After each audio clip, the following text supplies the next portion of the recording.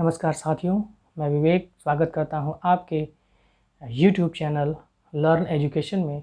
और आज हम अपनी इस वीडियो में अभिक्रमित अनुदेशन से संबंधित अभिक्रमित अनुदेशन के अभिक्रमण के प्रकारों के संबंध में चर्चा करेंगे। अभी तक हमने अपनी पिछली वीडियो में अभिक्रमित अनुदेशन का अर्थ, विशेषताएं और उसके तत्वों के संबंध में चर्चा की है, और आज हम अभिक्रमित अनुदेशन का निर्माण करने के लिए उसके अभिक्रमण के प्रकारों के संबंध में चर्चा करेंगे। तो आइए हम अपनी वीडियो की शुरुआत करते हैं और समझते हैं अभिक्रमित अनुदेशन में अभिक्रमण के प्रकारों के संबंध में। तो आप देख सकते हैं कि अभिक्रमण के प्रकार, अभिक्रमण 3 प्रकार का होता है। अर्थात हम शिक्षण की जो प्रोग्राम होते हैं, ठीक है, उसको हम 3 प्रकार से बना सकते हैं। सबसे पहला रेखीय अभिक्रमण, दूसरा है शाखीय अभिक्रमण, और तीसरा है अवरोही या मैथेटिक्स अभिक्रमण। तो हम अभिक्रमित अनुदेशन में जो हमारे अभिक्रमण हैं, जो प्रोग्राम हैं, उनको हम शिक्षण की प्रक्रिया में इन 3 तरीकों से बना सकते हैं, ठीक है। तो उसमें सबसे पहला अभिक्रमण जो कि रेखीय अभिक्रमण है, इसके बारे में आज हम विस्तार से चर्चा करेंगे। आइए हम रेखीय अभिक्रमण के बारे में समझते हैं। तो रेखीय अभिक्रमण अर्थात जिसको हम लीनियर प्रोग्रामिंग भी कहते हैं, ठीक है ना, नाम ही है रेखीय, एक रेखा में किया जाने वाला अभिक्रमण, ठीक है ना। इसके प्रवर्तक प्रोफेसर B.F. स्किनर माने जाते हैं, जिन्होंने 1954 ईस्वी में इस रेखीय अभिक्रमण की जो प्रोग्रामिंग है इसको विकसित किया था। लेकिन इसका उत्पत्ति का स्रोत क्या था? तो रेखीय अभिक्रमण जो कि B.F. स्किनर ने बनाया है, उन्होंने अधिगम के क्रिया प्रसूत अनुबंधन के सिद्धांत का भी विकास किया था, ठीक है ना। तो और प्रयोग उन्होंने किया था कबूतरों और चूहों पर। तो ये जो रेखीय अभिक्रमण है, ये प्रशिक्षण के लिए, है ना, उनके व्यक्ति के व्यवहार में परिवर्तन के लिए इसका प्रयोग किया गया।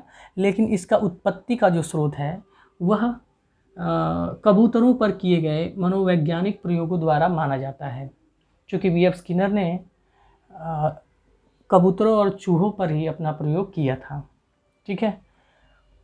तो इस आधार पे हम ये कह सकते हैं कि रेखीय अभिक्रमण के निर्माण में कौन सा मनोवैज्ञानिक सिद्धांत है? तो वो है क्रिया प्रसूत अनुबंधन सिद्धांत। अर्थात रेखीय अभिक्रमण क्रिया प्रसूत अनुबंधन के सिद्धांत पर आधारित है, और यह प्रतिक्रिया केंद्रित उपागम है। अर्थात इसमें पहले प्रतिक्रिया की जाती है और अधिगम बाद में, अर्थात रिस्पॉन्स स्टिमुलस टाइप का ये अभिक्रमण है, ठीक है ना। अनुक्रिया उद्दीपन प्रकार जो RS थ्योरी है, उसके आधार पर ये बनाया गया है, ठीक है। आगे बढ़ते हैं और इसकी प्रक्रिया के संबंध में हम चर्चा करते हैं। सबसे पहले इसकी प्रक्रिया को देखेंगे कि इसको किस तरह से बनाया जाता है। तो इसमें हम जो हमारी विषय वस्तु होती है उसको हम पहले छोटे छोटे भागों में विभक्त करते हैं, छोटे छोटे भागों में बांटते हैं, और प्रत्येक भाग को फ्रेम का नाम दिया जाता है, जो कि हमने पहले भी समझा था। तो प्रत्येक भाग इसका फ्रेम कहलाता है, जो छोटे छोटे अंश होते हैं, छोटे छोटे भाग होते हैं। अब प्रत्येक फ्रेम में कुल 4 प्रकार के फ्रेमों का निर्माण किया जाता है, जिसमें सबसे पहला है परिचयात्मक फ्रेम, दूसरा शिक्षण फ्रेम, तीसरा अभ्यास फ्रेम, और चौथा मूल्यांकन फ्रेम। ये चारों मिलकर एक फ्रेम का निर्माण करते हैं। अब इसमें होता क्या है? तो हम सबसे पहले जब विषय वस्तु को छोटे छोटे अंशों में बांटते हैं, तो सबसे पहला फ्रेम जो होता है उसमें एक अंश का परिचय देते हैं। किसमें? परिचयात्मक फ्रेम में। परिचयात्मक फ्रेम में हम उस अंश के बारे में बताते हैं कि इसमें हमें क्या करना है, ठीक है ना, परिचय देते हैं। फिर उसके बाद आता है। उसके जस्ट बाद आता है शिक्षण फ्रेम। शिक्षण फ्रेम में हम विषय वस्तु का जो छोटा सा अंश है उसको बालक को बताते हैं, है ना, उसका शिक्षण करते हैं, उसके बताते हैं। और उसके लिए हम छोटे अंश को लेते हैं, 3 या 4 लाइन, अधिक से अधिक 3 या 4 लाइन्स का वो अंश होता है विषय वस्तु का। फिर उसके बाद उसके शिक्षण के पश्चात हम अगले फ्रेम पे पहुंचते हैं जो कि अभ्यास फ्रेम कहलाता है। इसमें बालकों से इसी शिक्षण फ्रेम में बताए गए विषय वस्तु से कुछ प्रश्न पूछे जाते हैं, जिसमें एक ही प्रश्न होता है, रिक्त स्थानों की पूर्ति के रूप में वो प्रश्न होता है। ठीक है, अब उस प्रश्न को पूछा जाएगा। बालक अपनी बुद्धि, अपनी विचार के अनुसार जो कि उसने शिक्षण फ्रेम में सीखा है उसके आधार पर उस प्रश्न का उत्तर देता है और रिक्त स्थानों को भरता है। फिर अगले ही फ्रेम में बालक को यह बताया जाता है कि वह उसका उत्तर सही है या गलत, और इस फ्रेम को हम मूल्यांकन फ्रेम कहते हैं। तो इस प्रकार से एक फ्रेम में कुल 4 प्रकार के फ्रेम यहाँ पर होते हैं: परिचयात्मक फ्रेम, शिक्षण फ्रेम, अभ्यास फ्रेम और मूल्यांकन फ्रेम। तो मूल्यांकन फ्रेम में बालक को तुरंत पता चल जाता है कि उसने जो उत्तर दिया है वह सही है अथवा गलत।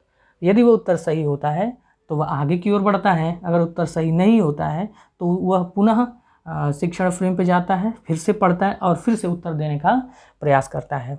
तो इस प्रकार से वह एक के बाद दूसरे फ्रेम, दूसरे के बाद तीसरे फ्रेम, तीसरे के बाद चौथे फ्रेम, ठीक है ना, सभी फ्रेमों में यही संरचना होती है। और जैसे जैसे वह सही उत्तर, सही अनुक्रिया करता जाता है, प्रत्येक सही अनुक्रिया के बाद बालक को एक पुनर्बलन प्राप्त होता है, वह उत्साहित होता है और उत्साहित होकर अगले फ्रेम पर बढ़ता है, जिससे उसका अधिगम अधिक प्रभावशाली और स्थायी होता है। तो इस प्रकार से हम देखते हैं कि प्रत्येक फ्रेम में सही अनुक्रिया के बाद बालक को पुनर्बलन प्राप्त होता है। तो इस प्रकार से इस फ्रेम की संरचना को देखा जाए तो इस फ्रेम की जो संरचना है वह उद्दीपक, अनुक्रिया और पुनर्बलन पर आधारित है। किस पर आधारित है? उद्दीपक, अनुक्रिया और पुनर्बलन।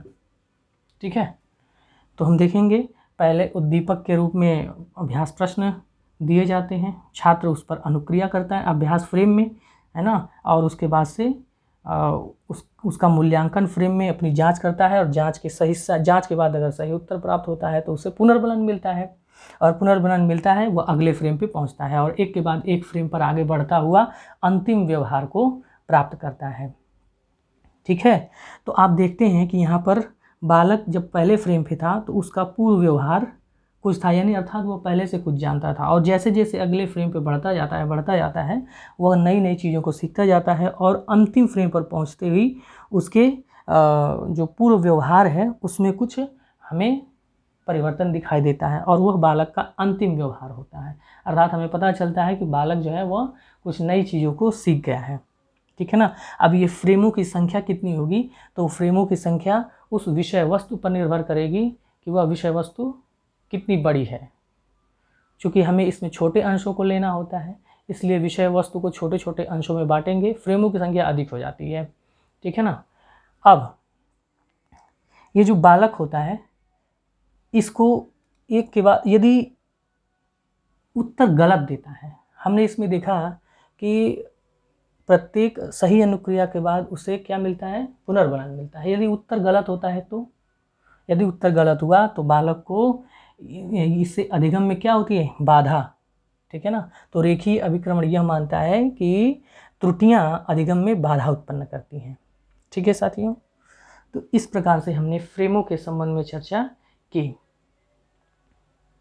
ठीक है ना। अब ये फ्रेम जो होते हैं, पहले फ्रेम की बात करें तो पहले फ्रेम में कुछ इस प्रकार के प्रश्न पूछे जाते हैं जो बालक के पूर्व ज्ञान से जुड़े हों, अर्थात बालक जो पहले से कुछ जानता है, प्रश्न भी कुछ उसी आधार पर पूछे जाते हैं और फिर अगले फ्रेम पे बढ़ते हुए हम कठिनाई स्तर को बढ़ाते जाते हैं और जो हमारा उद्देश्य है उसको अंतिम व्यवहार के रूप में प्राप्त करते हैं। ठीक है। अब आगे बढ़ते हैं और हम देखते हैं कि ये जो रेखीय अभिक्रमण है वह किन सिद्धांतों पर आधारित है। तो ये रेखीय अभिक्रमण निम्नलिखित 5 सिद्धांतों पर आधारित है, जिसमें पहला सिद्धांत लघु पदों का सिद्धांत। जैसा कि हमने देखा कि विषय वस्तु को हम छोटे छोटे पदों में बांटते हैं, इसीलिए इसको लघु पदों का सिद्धांत के आधार पर माना जाता है। सक्रिय अनुक्रिया का सिद्धांत, इसमें बालक निरंतर प्रत्येक फ्रेम में पूछे गए प्रश्नों का उत्तर देता है और सक्रिय रूप से पुनर्बलन प्राप्त करता हुआ आगे बढ़ता है। इसलिए इसमें एक सिद्धांत होता है जिसे सक्रिय अनुक्रिया का सिद्धांत भी कहते हैं। तीसरा, हमने देखा कि प्रत्येक फ्रेम में बालक को तत्काल उसके उत्तर की प्रतिपुष्टि प्राप्त हो जाती है कि उत्तर उसका सही है या गलत है। तो इसमें बालक को तत्काल प्रतिपुष्टि प्राप्त हो जाती है, इसीलिए हम तत्काल प्रतिपुष्टि के सिद्धांत पर भी आधारित मानते हैं। फिर आगे बढ़ते हैं स्वगति का सिद्धांत। हम देखते हैं कि प्रत्येक फ्रेम में बालक उत्तर देता है। उत्तर देने के बाद वह क्या करता है, यदि उसका उत्तर सही हो तो वो आगे बढ़ता है, अगर उत्तर सही नहीं हो तो वह पुनः उसी शिक्षण फ्रेम पर जाता है, उस अंश को पढ़ता है, फिर से उत्तर देता है, अर्थात वह अपनी गति से सीखता है। ठीक है ना, इसीलिए इसको स्वगति के सिद्धांत पर भी आधारित मानते हैं। छात्र मूल्यांकन या स्व मूल्यांकन भी इसको कहते हैं। इसमें छात्र जो होता है अपना मूल्यांकन स्वयं ही कर लेता है, इसमें एक शिक्षक की आवश्यकता नहीं होती है, इसलिए ये जो है ये शिक्षक रहित अभिक्रमण है। ठीक है ना, इसमें शिक्षक की आवश्यकता नहीं, तो अभिक्रमित अनुदेशन शिक्षक रहित अनुदेशन ही कहलाता है। ठीक है ना, तो ये भी शिक्षक रहित अभिक्रमण है। ठीक है, अब आगे बढ़ते हैं, मान्यताओं के संबंध में चर्चा करते हैं, अर्थात ये रेखीय अभिक्रमण किन मान्यताओं को मानकर चलता है। रेखीय अभिक्रमण यह मानता है कि विषय वस्तु अगर छोटे छोटे पदों में प्रस्तुत की जाए तो वह अधिक प्रभावशाली होगी। ठीक है, विषय वस्तु छोटे छोटे पदों में प्रस्तुतिकरण से अधिगम अधिक प्रभावशाली होता है, बालक अधिक सीखते हैं। उसके बाद तत्काल उत्तर की प्रतिपुष्टि से अधिगम अधिक प्रभावशाली होता है। यदि बालक ने जो उत्तर दिया है वह सही है अथवा गलत तुरंत उसे बता दिया जाए तो इससे बालक का अधिगम और अधिक प्रभावशाली हो जाता है। इसी के साथ आगे बढ़ देखिए, तीसरी मान्यता क्या है इसकी, त्रुटियां अधिगम में बाधक होती हैं। अर्थात बालक जब सही अनुक्रिया नहीं करता है अर्थात त्रुटि करता है तो यह त्रुटि उसके इस अधिगम में बाधा उत्पन्न करती है। ठीक है ना। चौथी मान्यता है कि हस्तक्षेप रहित वातावरण में अधिगम जो है अधिक प्रभावशाली होता है। अर्थात जब अधिगम का वातावरण हस्तक्षेप रहित हो अर्थात उसमें किसी का हस्तक्षेप न हो, है ना, तो बालक और अधिक प्रभावशाली तरीके से सीखता है। अर्थात इसकी मान्यता यह है कि यदि शिक्षक का हस्तक्षेप न हो तो बालक और स्वगति से और अधिक अच्छे से किसी विषय वस्तु को सीख सकता है। ठीक है साथियों, तो इस प्रकार से हमने देखा कि अब ये जो रेखीय अभिक्रमण है इसको एक शिक्षक द्वारा निर्माण किया जाता है और प्रत्येक बालक के समक्ष प्रस्तुत कर दिया जाता है। जितने भी प्रश्न पूछे जाते हैं वह पहले से ही शिक्षक द्वारा निर्मित किए जाते हैं या जो प्रोग्रामर जो है हमारा जो प्रोग्राम का निर्माण किया है उसके द्वारा ये प्रत्येक फ्रेम का निर्माण किया जाता है। उसमें प्रश्न भी उसी के द्वारा निश्चित किए जाते हैं, इसलिए इस पर विद्यार्थी का कोई नियंत्रण नहीं होता है, अधिगमकर्ता का कोई नियंत्रण नहीं होता है। इसीलिए हम इसको एक अन्य नाम से भी जानते हैं जिसे हम बाह्य अभिक्रमण भी कहते हैं। ठीक है साथियों, तो आशा है कि ये इतनी बातें आपको समझ में आई होंगी कि इसकी सिद्धांत और मान्यताएं आपको समझ में आई होंगी। ठीक है ना। फिर आगे बढ़ते हैं, हम देखते हैं कि यहाँ पर पुनर्बलन किस प्रकार का दिया जाता है। तो यदि पुनर्बलन की बात की जाए तो पुनर्बलन यहाँ पर प्रत्येक अनुक्रिया के पश्चात जो है पुनर्बलन दिया जाता है। ठीक है, लेकिन गलत उत्तर को हम यहाँ पर इग्नोर कर देते हैं। ठीक है ना, गलत उत्तर को इग्नोर कर दिया जाता है। तो हम कह रहे हैं कि जो गलत उत्तर है वो इस प्रकार जो प्रोग्रामिंग है शिक्षक किस प्रकार से करें, तो इसमें एक रिस्ट्रिक्शन है कि जो त्रुटियां हैं इस प्रोग्रामिंग के निर्माण में त्रुटियां 10% से अधिक नहीं होनी चाहिए। ठीक है ना, 10% से अधिक त्रुटि नहीं होनी चाहिए। ठीक है, तब ये प्रोग्रामिंग जो है वो सही मानी जाएगी। बी.एफ. स्किनर ने इस प्रकार का इसमें प्रावधान किया हुआ है, त्रुटि 10% से अधिक नहीं होनी चाहिए। ठीक है, आगे बढ़ते हैं और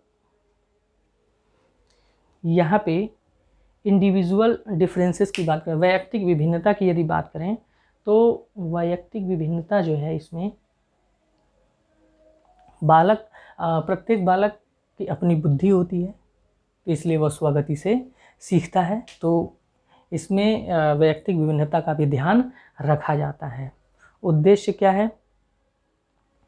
यदि हम रेखीय अभिक्रमण के उद्देश्यों की चर्चा करें तो रेखीय अभिक्रमण के जो उद्देश्य होते हैं वह रेखीय अभिक्रमण के उद्देश्य जो होते हैं वो बालक के व्यवहार में परिवर्तन,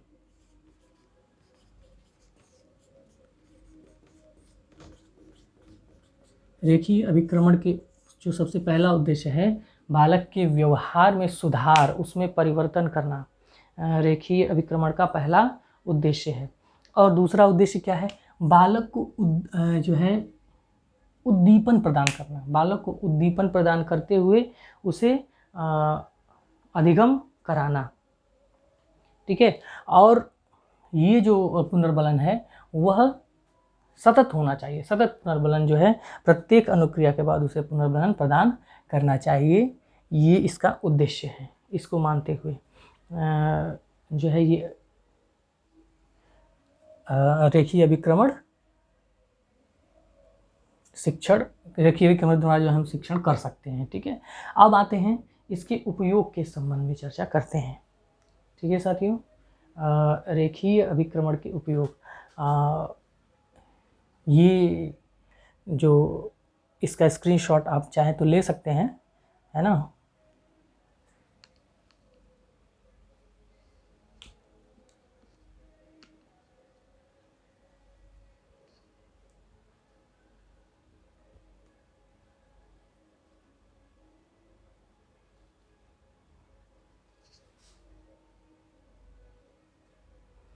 चलिए आगे बढ़ते हैं।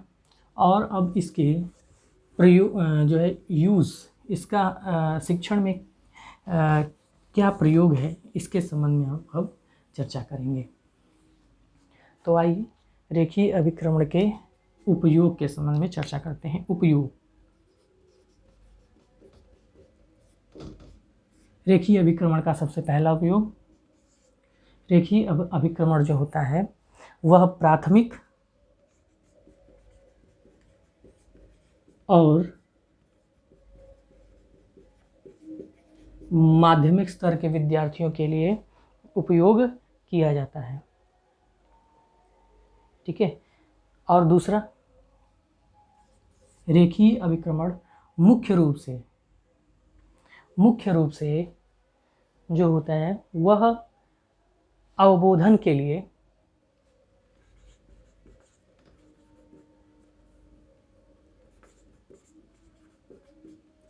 मुख्य रूप से जो है अवबोधन के लिए इसका उपयोग किया जाता है। और ये अवबोधन और पुनः स्मरण,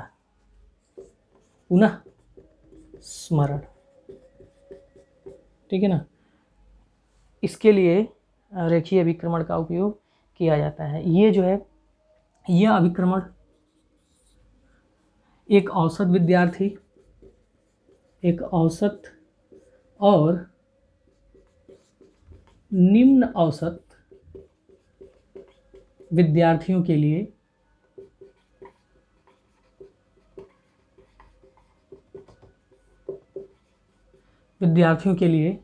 इसका उपयोग किया जा सकता है। ठीक है। चौथा उपयोग इसका क्या है? चौथा सबसे जो इसका मुख्य उपयोग है वह दूरस्थ शिक्षा के विद्यार्थियों के लिए भी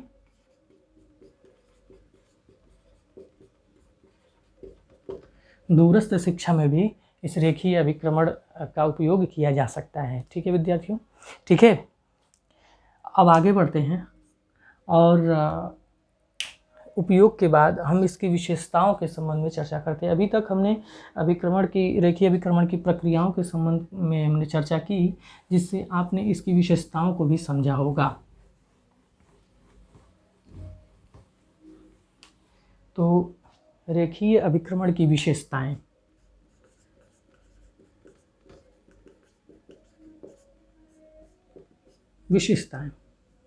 ठीक है ना। देखिए सबसे पहली विशेषता, हमने देखा कि इसमें विषय वस्तु को छोटे पदों में प्रस्तुत किया जाता है, छोटे पदों में प्रस्तुत किया जाता है, ठीक है। और ये पदों का आकार कितना होता है, तो पदों का आकार 3 से 4 पंक्ति का होता है, 3 से 4 पंक्ति के पद होते हैं, ठीक है ना। इसमें प्रश्न पूछे जाते हैं,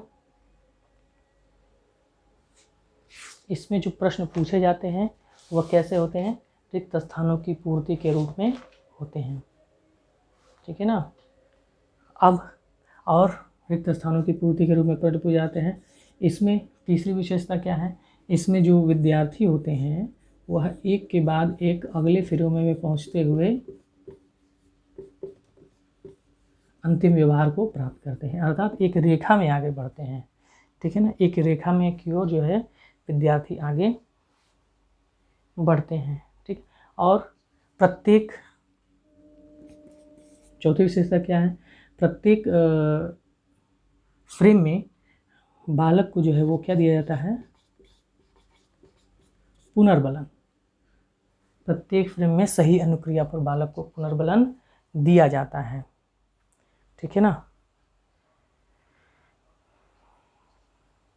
इसमें प्रारंभ में बालक को कुछ निर्देश भी दिए जाते हैं।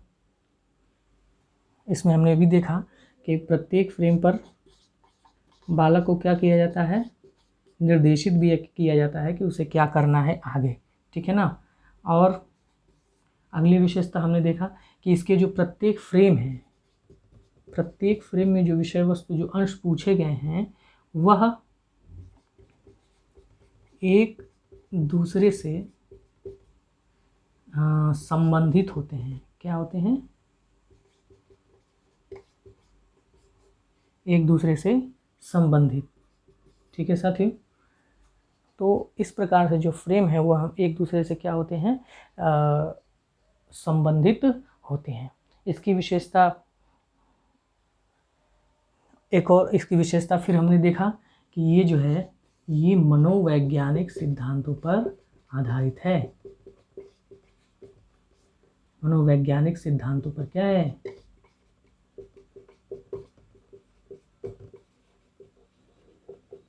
आधारित, ठीक है।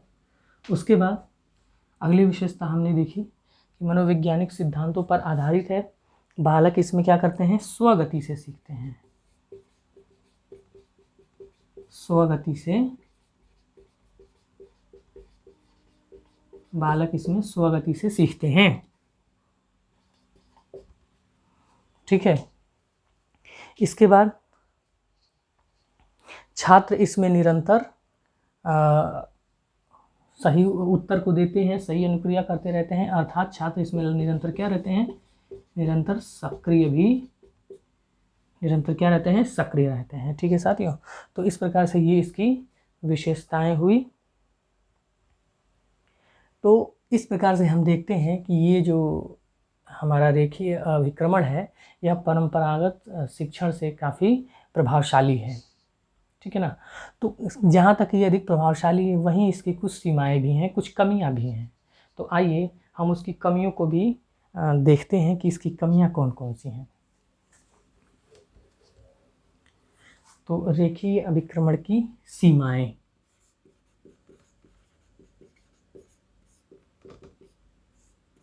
सीमाएं, रेखीय अभिक्रमण की सीमाएं कौन कौन सी हैं।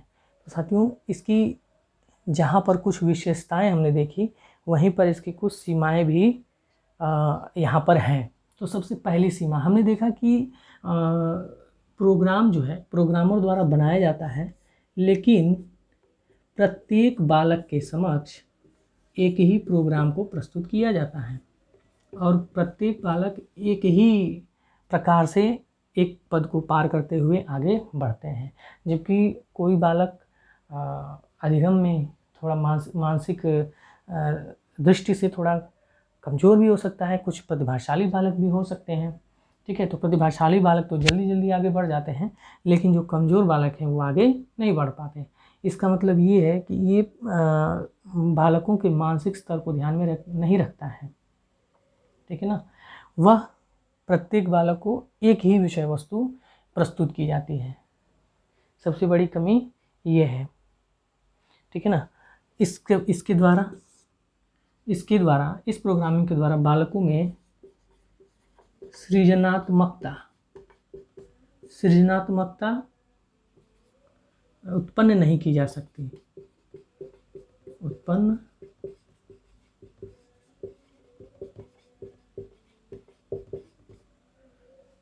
ठीक है ना।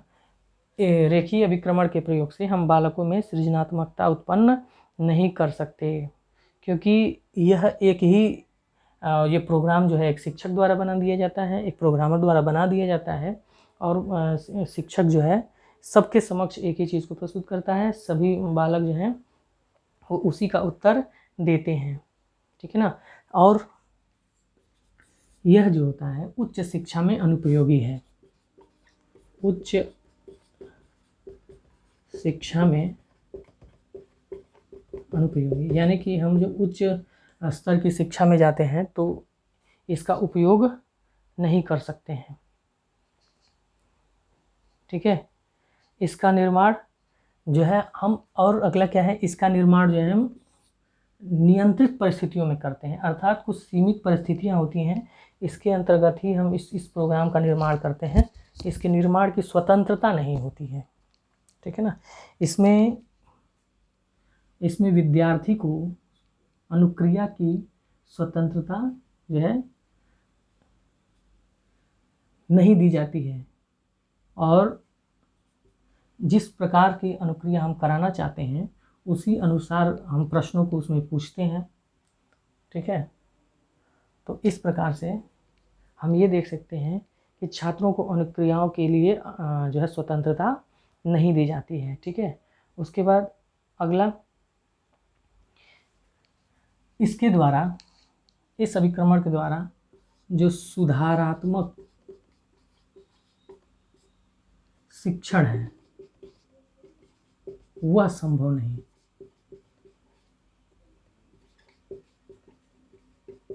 ठीक है ना। अर्थात इस अभिक्रमण के, रेखीय अभिक्रमण के द्वारा बालकों में हम सुधारात्मक शिक्षण का उपयोग नहीं कर सकते हैं। प्रतिभाशाली बालकों के लिए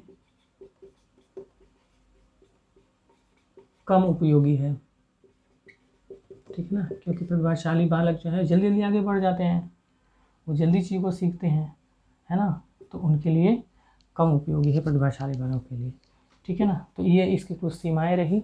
आशा करते हैं कि रेखीय अभिक्रमण के संबंध में आपने बहुत कुछ सीखा होगा। आपको ये वीडियो अच्छी लगी हो तो इस वीडियो को लाइक, शेयर और कमेंट करें। अगर हमारे चैनल पे आप नए हैं तो हमारा चैनल सब्सक्राइब भी ज़रूर करें। आपका वीडियो में अंत तक बने रहने के लिए बहुत बहुत धन्यवाद। नमस्कार।